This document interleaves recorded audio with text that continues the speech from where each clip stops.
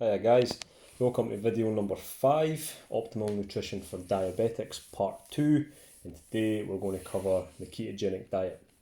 Now, first of all, as soon as you hear the word keto or ketones or ketogenic, everyone starts to lose their head because they think, oh no, ketones, it's bad, it's going to cause loads of problems, and we get warned away from it for the hospital staff. Now, it's not their fault. They probably just are going by what they've learned, and they don't know the difference between DKA, which is diabetic ketoacidosis, versus nutritional ketosis. And what we'll talk about both of them, but what we need to focus on is nutritional ketosis. Okay. Now, I've been doing this pretty much since 2016. Okay. So the last video we covered low carb. This is going even lower carb. Alright.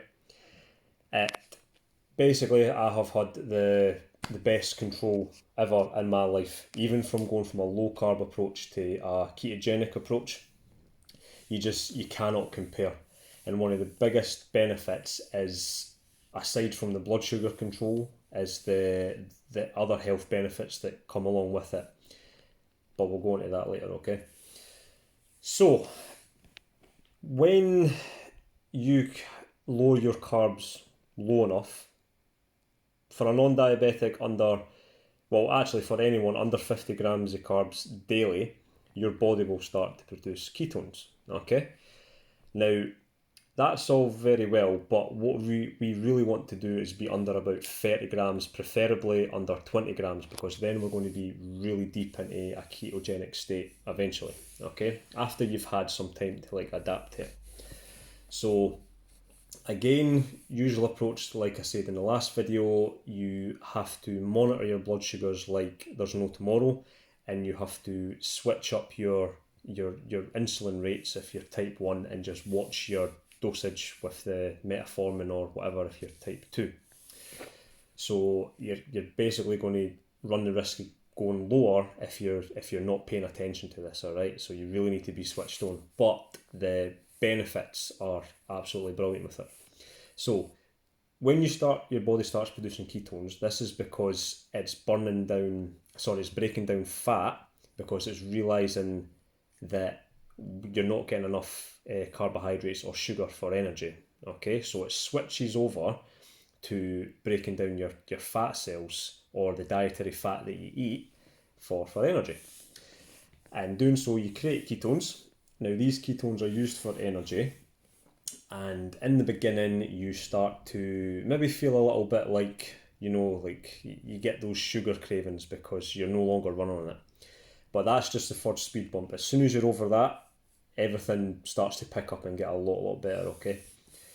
So they call it keto flu, where you might feel a bit lethargic, you can have slight headaches, you'll have cravings, especially sugar cravings, and you just feel like you've got no energy, right? But it only takes about a few days to a week for most people, even us as diabetics, to sort of adapt and get into this. Biggest and best way of getting over that sooner rather than later is just add more salt into your diet. So we need sodium. It's a requirement, an essential requirement, and it's an electrolyte. And when we cut out the carbohydrates, we lose a lot of salt as well. Okay, so you definitely need to get those sodium levels in, and if you're having any experiences like headaches or that, it'll go away really quickly, okay? So we start running our carbs down as low as 20 grams or less, and going from a low carb approach to the really low carb approach with keto is you should start to see even better results in your blood sugar control, okay? Provided that you're getting you're balancing it right with your insulin requirements, your basal will come down. You'll have to start bolusing for protein. Okay, now this is something I had to figure out myself, which was really surprising. But in my first video, I said protein, carbs and fats, everything that we eat will trigger an insulin response in a non-diabetic. Therefore, we need to be able to cover it with insulin. Now, you don't really notice or you don't really have to bolus for protein when you're on a carbohydrate based diet, but you could be bringing your bloods down, bringing your bloods lower and lower and lower till it's in optimal range, less insulin requirements, less carbohydrates, and you think everything's going great and this is like brilliant, and you're probably thinking to yourself, oh, I'm just going to run on my background insulin all the time. I don't need any to bolus for anything. And then suddenly your bloods start rising a wee bit again. But not much, not like when you have carbohydrates. But if you're literally having protein like meats, eggs, dairy, and vegetables, okay, and your blood's going up, it's because your body is now starting to recognise that it needs insulin to cover the protein, okay? It should not be anywhere near the same type of ratio that you have for carbohydrates. So let's just say, for example, 1 unit for every 10 grams of carbs. Right now, I'm pretty much running on 1 unit for every 30 to 40 grams of carbs. Protein.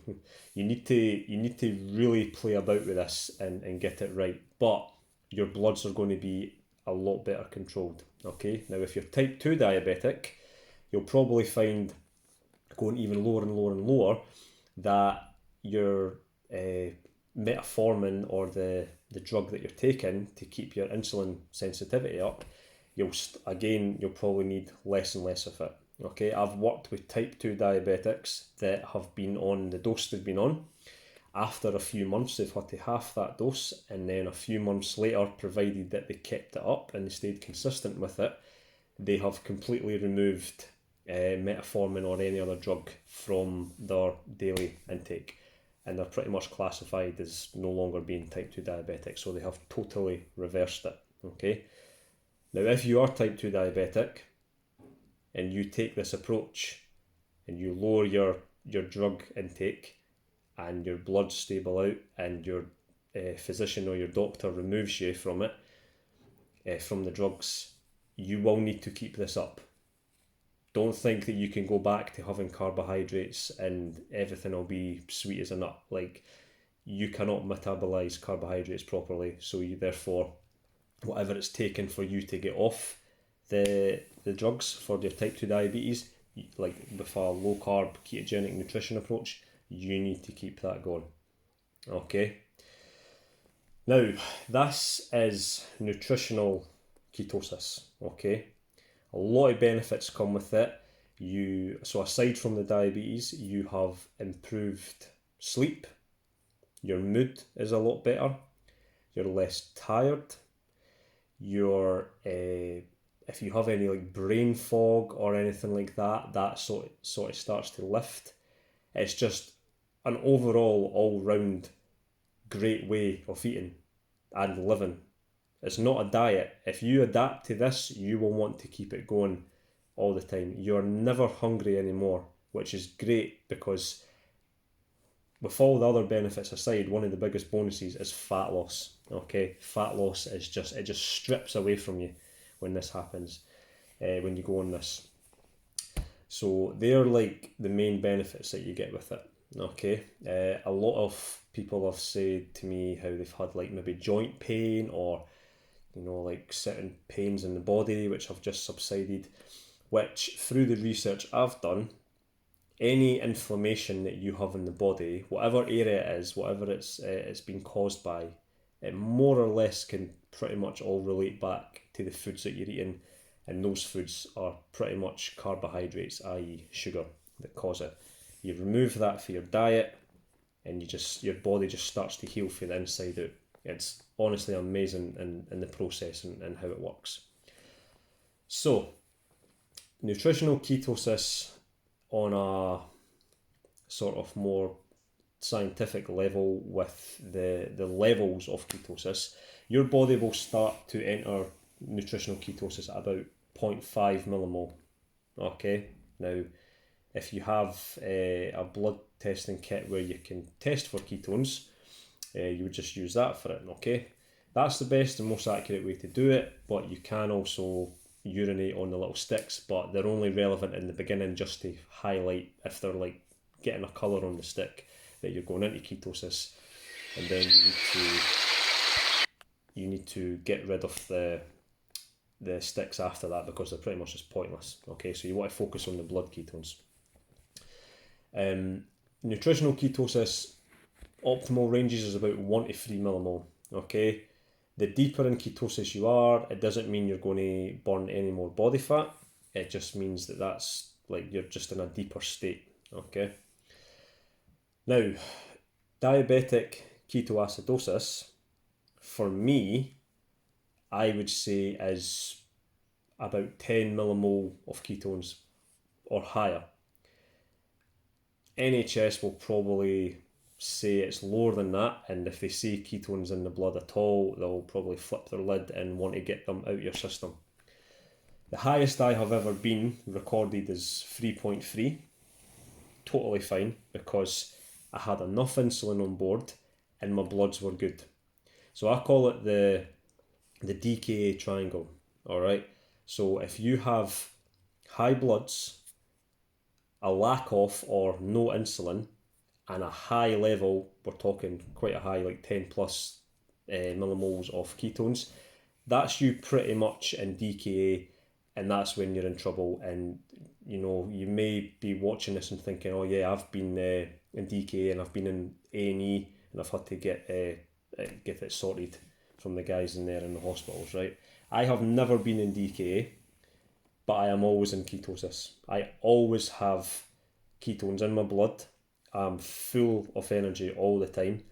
I've got enough insulin on board, and my bloods, the majority of the time, are exactly where I want them to be in the optimal range. Okay, for me, it's between 4 and 6, up to 7 at a push if I've had a meal. Okay, so that's the difference between nutritional ketosis and diabetic ketoacidosis. So in order to get there, just as a wee recap, if you've been lowering your carbs based on the approach from the last video I done, low carb could pretty much be anything from minus 150 down to about, let's just say 50 grams. So as soon as you start going under 50 grams, under 30, under 20, that's when you're taking that next step into going into the ketogenic approach. And you'll go through that sort of keto flu, and it's not actually flu, it's just the name it's called, so don't worry about it. You'll get the symptoms of feeling a bit run down, but then trust me, there's light at the end of the tunnel. You will get over that hurdle and you'll come out the other end feeling like you're recharged, like you're running on rocket fuel in comparison, and you have none of this high spikes with blood sugars and then crashing down. Your mood, like I said, it's just spot on all the time. Okay, but don't take my word for it. I always encourage people to do their own research.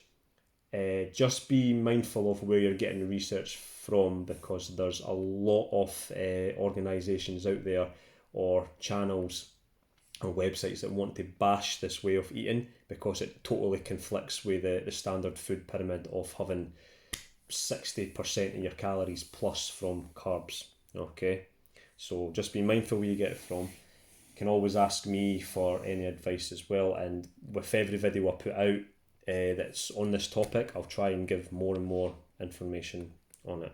Okay, so if you know anybody that's diabetic, type 1 or type 2, be sure to share this video with them, subscribe to the channel, and you'll learn more and more about the way that I manage my diabetes and other people that I'm coaching, and how we're all getting the best optimal control over diabetes possible. Okay, stay tuned for the next video. Part 3 will be coming soon. See you then.